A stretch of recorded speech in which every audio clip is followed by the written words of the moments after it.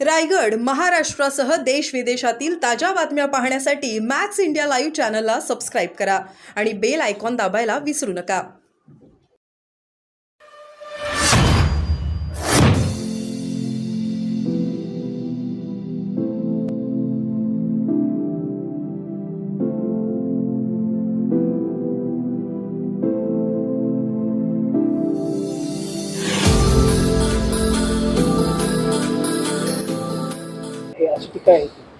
नाही, अशा वास्तविक निवडणुकीमध्ये अशी भाषा वापरणं हे टाळलं पाहिजे.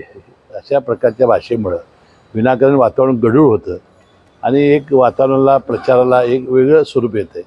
अशा जयंत पाटलासारख्या एका अनेक वर्ष ज्यांनी विधान परिषदेमध्ये काम केलं आहे अशा नेत्याने अशी भाषा टाळली पाहिजे. खरं तर धैर्यशील माने यांनी सतेज पाटलांचं एका कार्यक्रमात कौतुक केलं होतं. त्या कौतुकामुळं आता त्यांना उमेदवारी जाहीर झाल्यानंतर सोशल मीडियाच्या माध्यमातून भाजप कार्यकर्त्यांची नाराजी व्यक्त करतायत.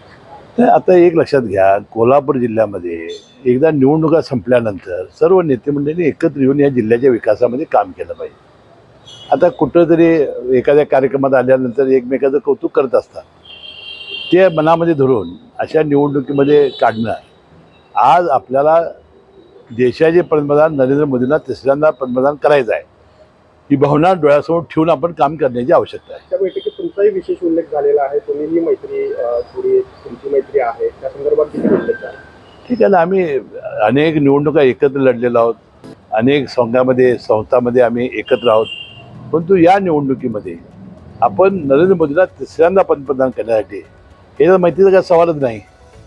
आता तेच लोकसभेचे उमेदवार असते तर एखाद्या वेळा हा प्रश्न तुम्ही विचारला असता तर योग्य. आता ते उमेदवारच नाहीत. त्या कालच राज्याचे मुख्यमंत्री एकनाथ शिंदे साहेबांनी शिवसेनेच्या वतीनं कोल्हापूर लोकसभा मतदारसंघातून खासदार प्राध्यापक संजय मंडलिक यांची उमेदवारी जाहीर केलेली आहे. आता हे दुसऱ्यांदा ही निवडणूक लढवत आहेत.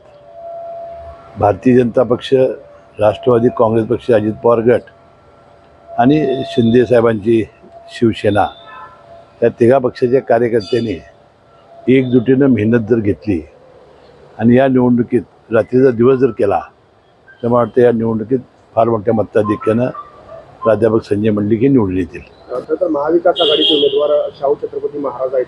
प्रचाराची सुरुवात त्यांची झालेली आहे. प्रचारामध्ये त्यांनी आघाडी घेतली आहे. इकडं महायुतीचा उमेदवार ठरवण्याला इतका विलंब का? नाही, महाराजांना 2-3 दिवसापूर्वीच उमेदवारी जाहीर झालेली आहे आणि आता अजून 40 दिवस आहेत.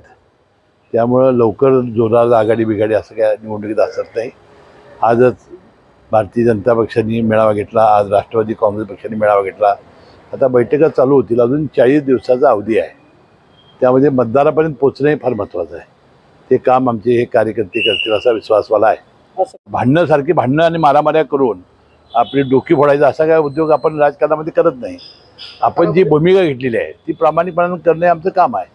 सातारामध्ये अजून महायुतीचा उमेदवार कोण असेल जाहीर झालेला आहे. त्यातच आज शरद पवार सातारामध्ये आले होते. पत्रकारांच्या प्रश्नानंतर उदयनराजे प्रश्न विचारला होता, त्यांनी कॉलर देखील उडवली. आता ते काय मी बघितलेलं नाही एक. आणि दुसरं म्हणजे तिन्ही नेते मंडळी, मुख्यमंत्री आणि दोन्ही उपमुख्यमंत्री आता उमेदवारांची घोषणा लवकर करतील. त्यानंतर चित्र स्पष्ट होईल राज्याचं. महायुतीच्या सर्व घटक पक्षांचा मेळावा कधी होणार आहे? आता उद्या आम्ही दोन्ही प्रमुख नेत्यांची एक कोल्हापूर लोकसभा मतदारसंघातील आणि संध्याकाळी हातकर्णी मतदारसंघातील प्रमुख नेते मंडळांची बैठक बोलावलेली आहे. त्यामध्ये विचारविनिमय करून तिन्ही पक्षांचा एक मोठा मेळावा आम्ही घेऊ आणि प्रचाराला गती देऊ.